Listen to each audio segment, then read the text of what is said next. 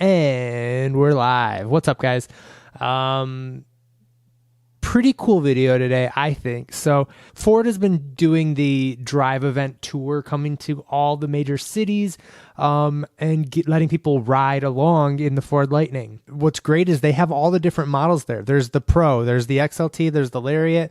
And you know, I guess I don't know if there's a Platinum, but that's the one we've already seen. That's what they gave to YouTubers at the very beginning and showed them the best of the best. So what's really cool is as soon as they started this event, you started to see more and more videos and images trickling in of the lower spec, lower modeled trims of the Ford Lightning. So I thought I would kind of do a couple things in this video. Is one, gather them in one place. So I will, of course, be crediting the YouTubers who have so graciously filmed these, and of course, I'll link them in the video, but I'm going to take a couple of their clips and smush them into one video so we have them all in one place, and I kind of want to give my takes on the differences between the trims, what I think I will end up building, and then finally, we'll dive just a little bit into the specs and the prices that come at these various trims. Now, I've done a couple other videos where I've done more of a deep dive into those prices and a deep dive into the specs of what's included. So I'm just kind of going to graze the surface, but this should be a one good high level video. I would say if you're starting your search for your Ford Lightning, whether you're watching this after it came out or you're about to start, whatever it might be, this might be a good place to start. So the first one we'll start with, of course, is the Pro. Here's the high level. This is the one that is starting at $39,000. And now what Ford has said, an extra $10,000 is what it's going to take to get you to the extended battery range. And I'm pretty sure that includes the reverse charging for your house and everything like that too. And then who knows what's going to actually be offered at this level. Hopefully you can start with a Pro and still upgrade to some better tech features. But my guess is they're really going to limit that and try to force people up into the XLT. But who knows that, I could see the flip of that could be, and this is kind of a hunch I've had, is the biggest challenge that I think Ford has is converting these fleet sales, because you got to convince people who've done, truck buying for their company or whatever it is to totally give electric a try. So the one way to do that is to get more regular people using that Pro level and recommending it and saying, hey, it is actually a reliable option. Because otherwise these guys are just going to have to it's hard to get the real life experience, I would guess, for these fleet guys who actually are using it on the job. That's a pretty risky, how do you convince your boss who maybe is older and has no faith in the electric future that this is a smart purchase? And you need to have first case experiences with that. All that being said, I think to do that, Ford needs to get more of these Pros on the road and more of them developing proven stories that it is a viable future for having a electric truck as a actual work truck. So I think that's obviously some people are already diving in. Of course they are. That's awesome. Good for them.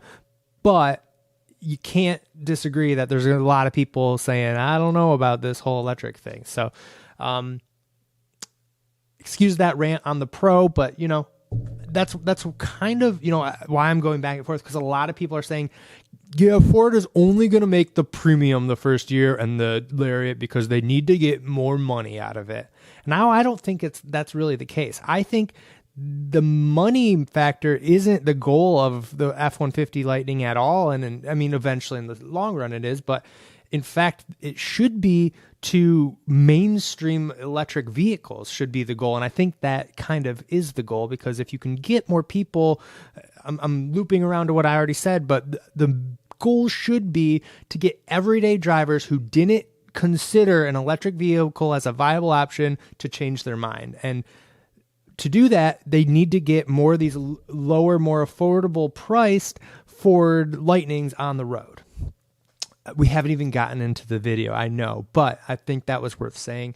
And the final piece of that is we've been talking about this tax incentive that could be passing soon.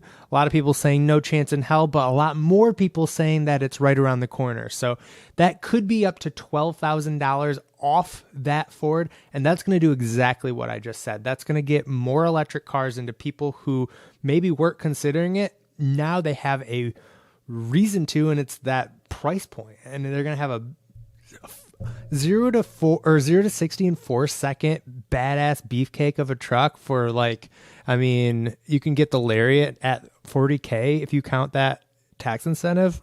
I think there's going to be some dudes all about that. So, okay, let's actually get into this actual video, right? Okay, so that's the Pro. Let's take a look at it. Let me mute this.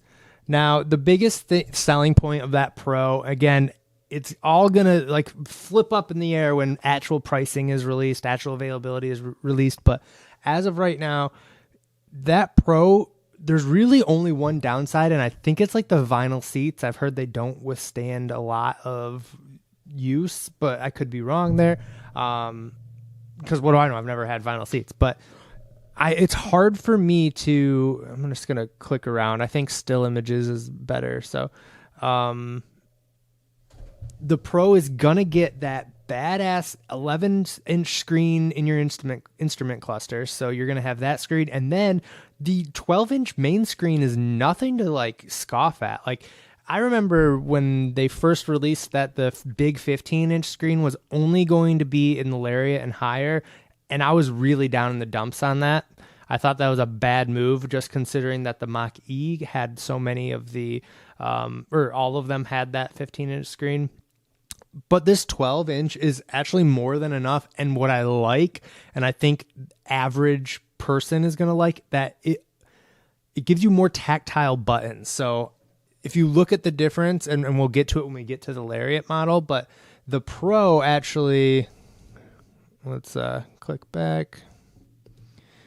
So if you look at the Pro here, you see that the dual climate control is actual buttons, and it matches the actual center console matches like one of the highest ends F-150 ICE version now. So you really can't complain. Now, it's to be said if this actual center console is what will ship, because these are pre-production, and I think that's an important note too. But if this is what you get, that center console looks really nice. It looks like some sort of play leather or maybe even actual leather. And then you get the folding center console. What's that called? Stick shift is not the right word. Gear selector. Yeah.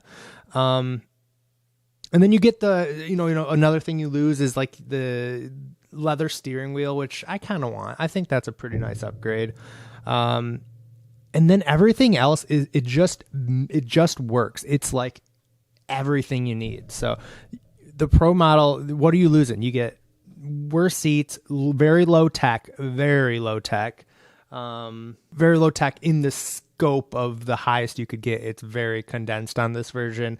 Not to say that like the infotainment isn't like there. Like, of course it's going to be, at least 2021 worthy of tech, 2022.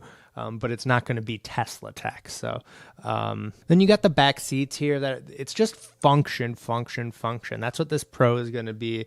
And what's interesting is I think it's more than just like a worker truck. Like, in fact, it's probably less of a worker truck and more of like a affordable truck. It meets just about any standard you could ask for. So I don't know, really good one. I'm going to spend the least amount of time on this, even though I know I've already rambled forever, but mostly just because I think, I did a whole video on this already. Okay. So that's the Pro. All right. So what we got on the screen now is the XLT, which is the truck I'm most excited for. If we look to the specs real quick, let's back up and look at the leaked pricing again. So the XLT, now there's two versions. There's the XLT and there's the XLT Premium Package. And now the Premium Package is probably what I'm going to go for. It's a great price point, I think, that 55, 56,000. I guess it's a little closer to 57,000. It's not cheap by any means, but I'm still really banking on at least a $7,000 tax credit to come through before these are available. So that gets you into about 50,000 plus a decent down payment. Is a very realistic car payment, probably in like the $600 to $700 a month range. That's what I'm going for. I think it's a really good option because that premium package, it gets you, let me tell you where I'm coming from. I have a basically fully loaded Jeep Grand Cherokee right now. So one thing I don't want to like lose, and it's a 2015. I don't want my 2015 car to have more tech and a nicer feel than the brand new car I get. So I don't need leather seats. That's something I don't care about, but I kind of like the leather steering wheel. I kind of like, or I absolutely have to have like, at least kind of nice infotainment, which again, I'm going to say that again, even the Pro, I would say checks that box. I'd really like all electric seat adjustments, so anyways, the big difference here is you get upgraded wheels. That's something that I like. I really like the 20-inch wheels. Upgraded technology package with the adaptive cruise control.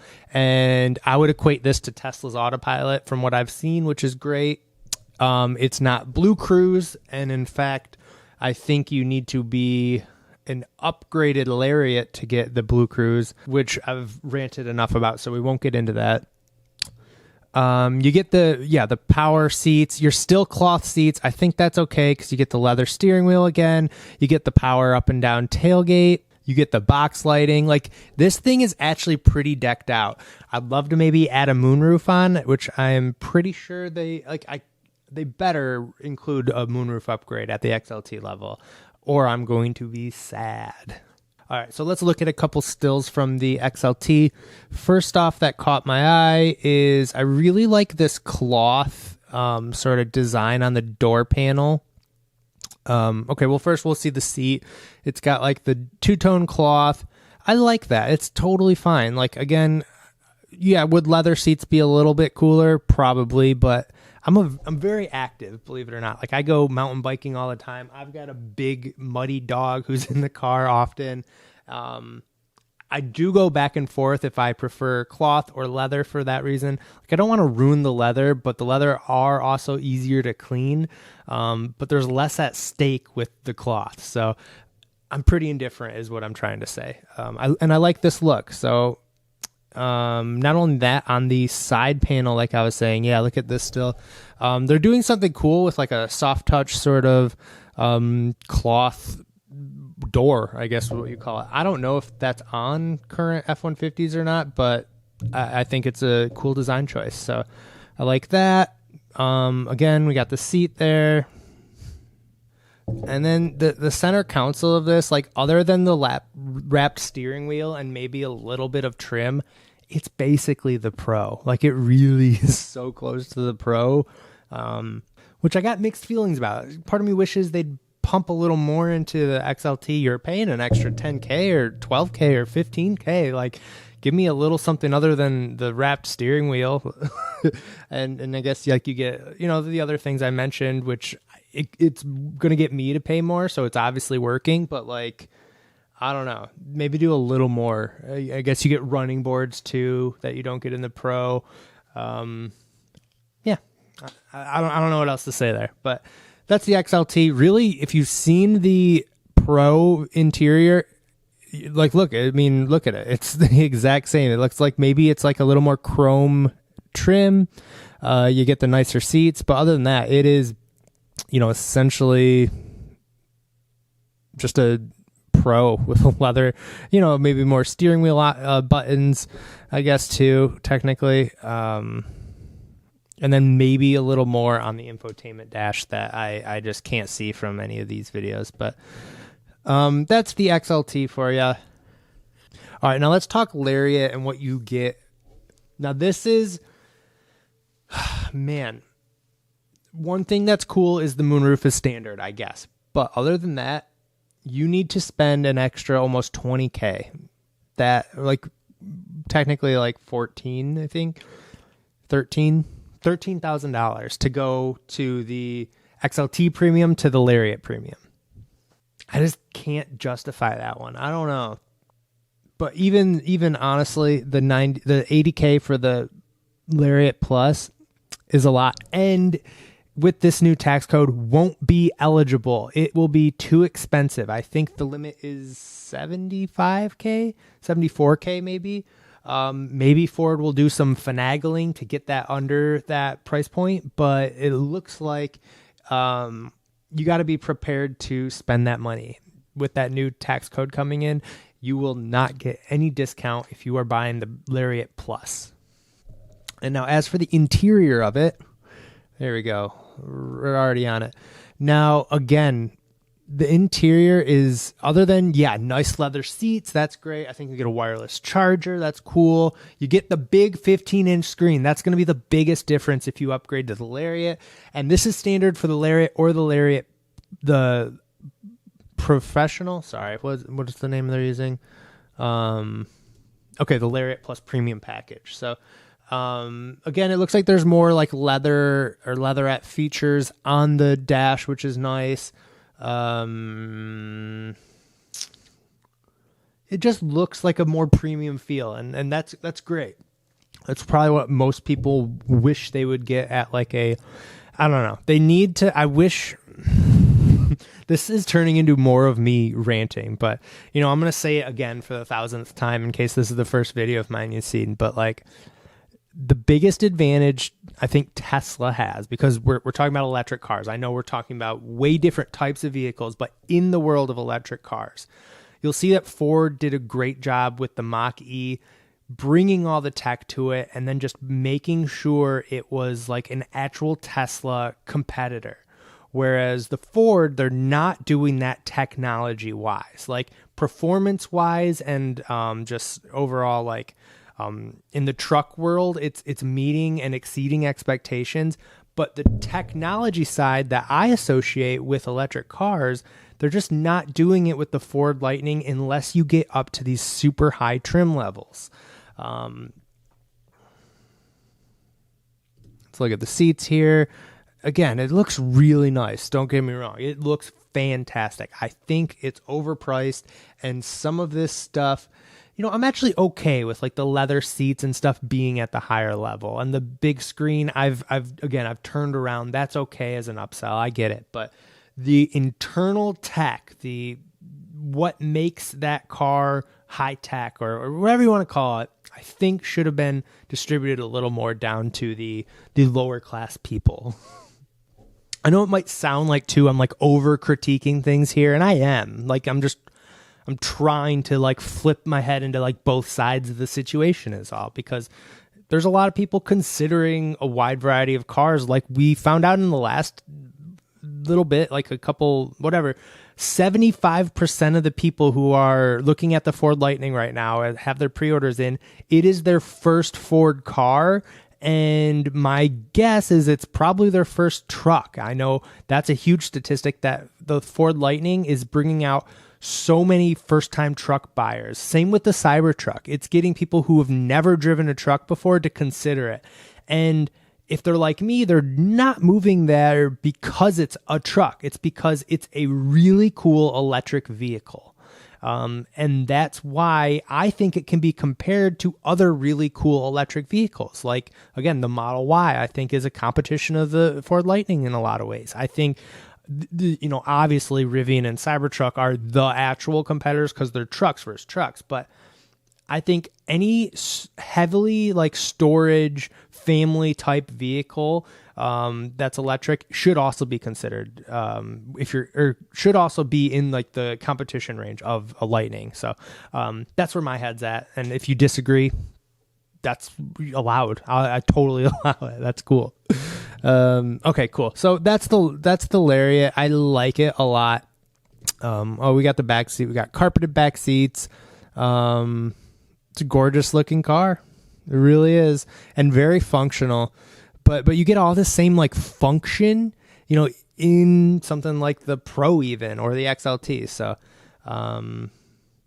yeah, I'm really, really, really leaning. I think the XLT Premium will be the highest selling one. It's just got that perfect balance of price point plus utility plus the technology and features, we'll call it. So that's my thoughts on that. And then the piece de resistance is the Platinum here. So I have Marques Brownlee's video because it is hands down the most popular video about the Lightning. It was the first time I heard about it. No, you know what? It was. I watched this, and then immediately I watched the Lou Later Peter McKinnon review of it, and I was like, I want that car. Ooh, I have a hot take too. So you see on the screen now these like highest level wheels. Let's go to Ford's website real quick. I think that the XLT 20-inch has better wheels. First, let's do what I said. Let's get an interior shot. Let's look at the interior of the Platinum. Marques, you're such a pro. I love this. Oh, look at how gorgeous that looks.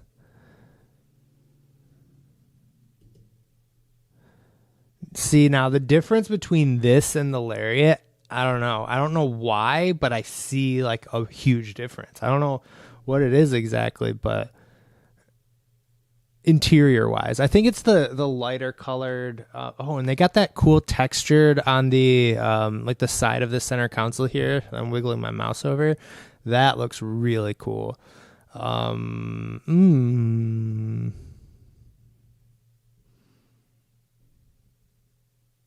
Yeah, this is for big bosses only. This thing rules. Get that gorgeous touchscreen. That's all I got to say about the Pro. It's awesome. Or the Platinum. You've probably seen that one the most too, but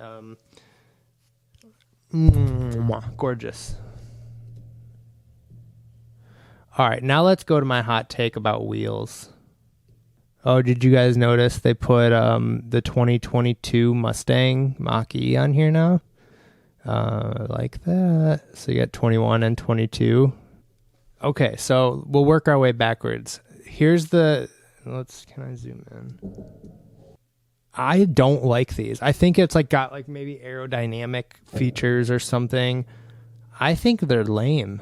They're so boring. They're fine. Like they're cooler than the wheels I have on my car, but when like even the Lariat, the step down has cooler wheels. It's like a more intricate design. It's got a darker color, which I like. Like this silver almost makes it seem like cheaper and then the XLTs and the Pro actually have like the coolest looking wheels. I think they're like darker. They've got like a cool design. Maybe in person I'll totally flip on that, but man, I really like these. Let's see if we can find the Pro wheels, a video view of them. Okay, so actually, in this view, they're not as cool, but I don't hate them either. This is the Pro. I think they're pretty cool. I think the Pro wheels are just as cool. I could at least say that. I think my favorite are going to be these Lariat. They're really sweet. I like those a lot. And then second favorite is going to be the XLT, and I think my least favorite is the Platinum wheels, or I think the Lariat Pro also comes with those wheels. The 22-inch bright machined aluminum wheels. That was a lot. I know. It might not have been exactly what we set out to do. This journey brought me all over the place, but I don't know. It feels good to talk about this stuff and kind of like live in la la land and figure out my dream car configuration.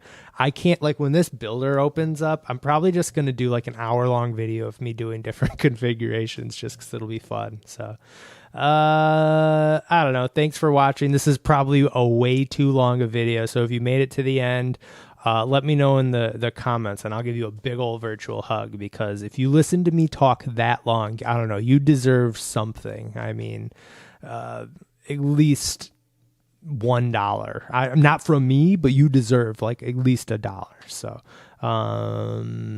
that's all I have. Bye.